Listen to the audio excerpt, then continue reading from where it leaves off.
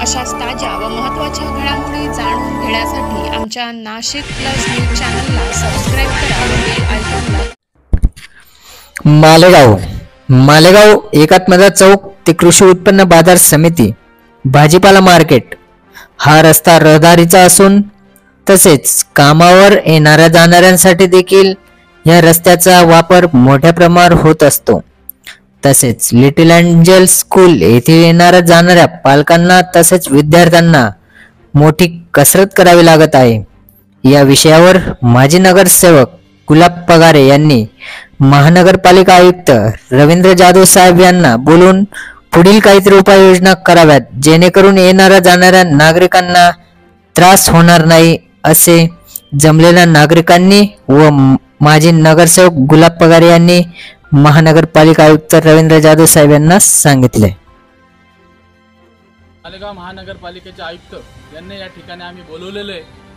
विषय म्हणजे हा राष्ट्रीय एकात्मता चौक तर डॉक्टर बाबासाहेब आंबेडकर नगर तर त्याने तर हा इतका मोठा वर्दळीचा रोड आहे। ह्या रोडाला मार्केट कमिटी, भाजी मार्केट, मुकबधीर विद्यालय, लिटिल एंजल स्कूल आणि काबरा विद्यालय किमान 2000 विद्यार्थींचं या रोडावरून वर्दळ होत जातात आणि त्या ठिकाणी जो हा रस्ता खोदून ठेवलेला आहे तर आज महामानवांचं या मालेगाव शहरात आगमन होते। अतिशय क्षणाचा हा सगळ्यात मोठा दिवस आहे आज मालेगाव शहरासाठी आणि डॉक्टर बाबासाहेब आंबेडकर नगर त्या महामानवांच्या जाण्यासाठी इतकी त्यांना अडचण होईल आज त्या मिरवणुकीत सहभागी होण्यासाठी। तर या मालेगाव महानगरपालिकेने हा रोड घेतला म्हणून आम्ही आयुक्तांना या ठिकाणी बोलवलेले आहे। तर हा रोड जो खोदून ठेवलेला आहे त्या महामानवाच्या दर्शनासाठी या लोकांनी आता जायचं कसं? दुसरं जैन धर्मांचं पोझिशन चालू आहे। 3 दिवस हा कार्यक्रम जैन धर्मांचा चालणार आहे आणि जैन धर्मांचे गुरु ते त्या ज्या घरी त्यांना जाऊ वाटतं त्या घरी जाणार, ते कशा पद्धतीने जाणार आहे म्हणून हा एवढा मोठा वर्दळीचा जो रोड होता मालेगाव महानगरपालिकेने अशा फालतूक ठेकेदाराला द्यायला नको होता ज्याच्याकडे अशी यंत्रणा नाही किंवा ठेकेदार कुठल्या तरी राजकीय दबावाला असा घाबरून मस्ती करतोय त्याच्यामुळे तो काम करत नाही। गेल्या आठवड्याभरात हा रोड खोदून ठेवलेला आहे आणि असं त्यांना करायला नको होतं। एवढी या ठिकाणी मी आता महानगरपालिकेच्या आयुक्तांना धारेवर जातो की हा रोड लवकरात लवकर कसा चांगला होईल, अर्धा रोड करायला पाहिजे। त्यानंतर ह्या रोड हा 120 फुटाचा रोड आहे, हा 30 फुटाचा बनवतायत तर हा रोड एक साईड बनवला पाहिजे होता। एक साईड बनवला असता तर जनसामान्यांना हा वापरायलाही झाला असता आणि चांगला रोड तुटला असता। दुसरी गोष्ट तर मी विकास पुरुषांना सांगतो या भागातील कुठल्याही माणसाने हा रोड मागितला नव्हता, कोणीही निवेदन दिलं नव्हतं की आम्हाला रोड पाहिजे म्हणून या ठिकाणी मालेगाव महानगरपालिकेच्या आयुक्तांनी सागडे घालू की हा रोड लवकरात लवकर करण्यात यावा। एक साइड म्हणजे आणि उर्वरित एक साइड नंतर एक मारुती जर एक साइड रोड झाला तर तो लोकांना रस्त्याची वर्दळ चालू होते आणि उर्वरित एक साइड आपल्याला लगेच बनवता येते। त्या भुयारी गटर मध्ये आम्ही 1.5 वर्षापासून परेशान आहे।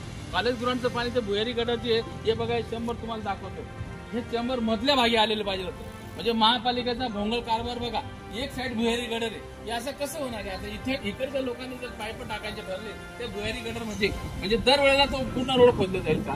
म्हणजे महानगरपालिकेचे इंजिनियर टेक्निकल नाही आहेत का?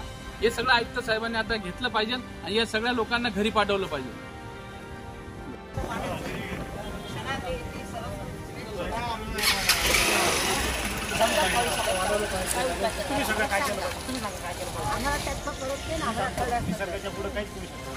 आपण आता आजच्या परिस्थितीला व्यवस्था करू, काय ज्यावेळेस पाऊस आला तर कशी व्यवस्था होईल, काय मग ते पाणी कसं निघेल का नाही त्याचं त्यावेळेस बघू ना। पाऊस आला तर नाही आला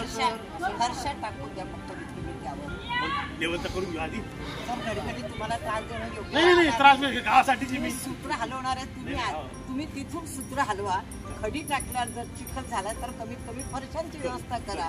आता तुम्ही म्हणता तसं परमनंट सोल्युशन होणार नाही, पाऊस येणार नाही असं आपण अपेक्षा करू। पाऊस येणार नाही असं, पाऊस नाही आला तर जी व्यवस्था राहील ते, आणि जर पाऊस आला फरची वगैरे कुठं टाकणार ते सांगा। वर तर आणावं लागेल ना, फरची तर खालून नाही टाकणार आपण, आपल्याला वर आणावं लागेल। 4 व्हीलर नाही जाणार, 2 व्हीलर नाही। फरशीचा जो पर्याय नाही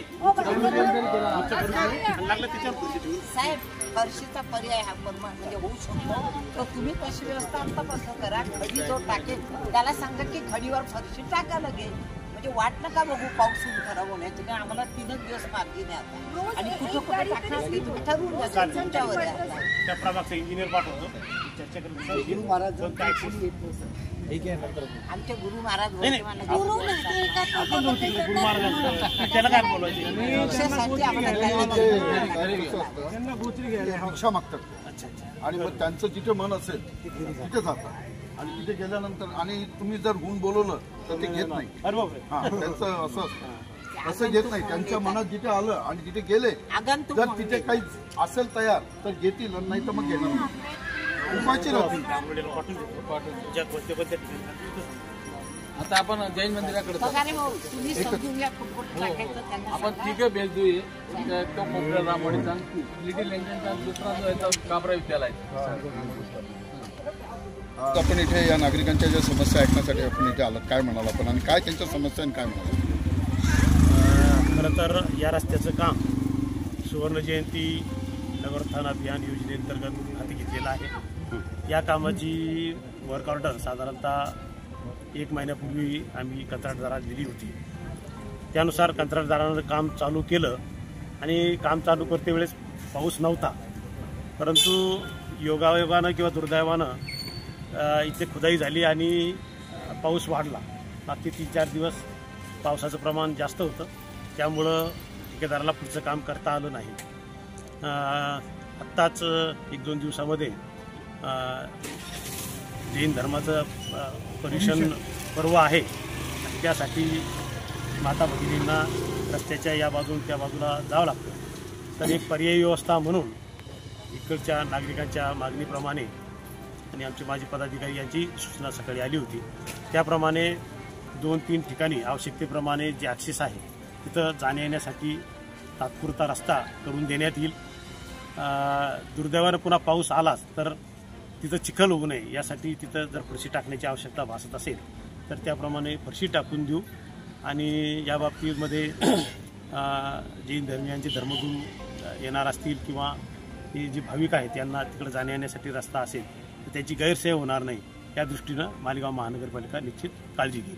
पण साहेब, आता यांनी म्हटलं महिलांनी की आता हा रोड आपण विकासात ते करतोय, चांगली गोष्ट आहे, रोड तर झालाच पाहिजे, पण हा निम्मा भाग एक साईडचा घेतला पाहिजे होता, नंतर एक साईडचा घेतला पाहिजे होता आणि हा संपूर्ण तोडला, यावर आपण काय म्हणाल? आता हे विकास योजनेमध्ये या रस्त्याची रुंदी जास्त असेल, परंतु निधीच्या उपलब्धतेनुसार ज्यावेळेस हे अंदाजपत्रक तयार झालं असेल, कारण कदाचित हे अंदाजपत्रक मी येण्याच्या अगोदरही झालेलं असावं, त्यामुळं घेतानाची रुंदी कमी घेतली असावी, मला ते ऑफिसमध्ये बघावं लागेल, परंतु निधीच्या उपलब्धतेनुसार याची रुंदी घेतलेली आहे. मी रुंदीचं नाही म्हणत आहे साहेब, रोड तोडताना एक साईड अर्धवट घेतली पाहिजे होती, म्हणजे एक साईड लोकांना यायला जायला कामाला आली असती, आणि हा रोड झाल्यानंतर उर्वरित अर्धा रोड परत करायला पाहिजे होता.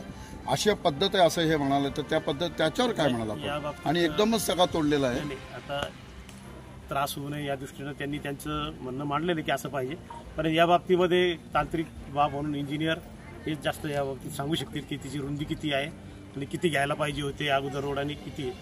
अर्धा तोडून अर्धा करून काम करून परत, कारण लोकांची गैरसोय झाली नसेल. आता दुसरं यांचं म्हणणं असं आहे की घरामध्ये काही प्रेग्नेंट स्त्री आहेत, आता अचानक जर कुठे हॉस्पिटलला जायचं असेल, अँब्युलन्स वगैरे जर इकडे बोलवायची असेल किंवा काही अचानक असं अनर्थ, 1 मिनिट थांबा, अनर्थ काही घडलं किंवा काय, तर अशा वेळेला लोक कसे म्हणजे जातील ॲम्ब्युलन्समध्ये म्हणा किंवा इतर जागेवर, तर त्याचं म्हणजे कशा पद्धतीने करता येईल.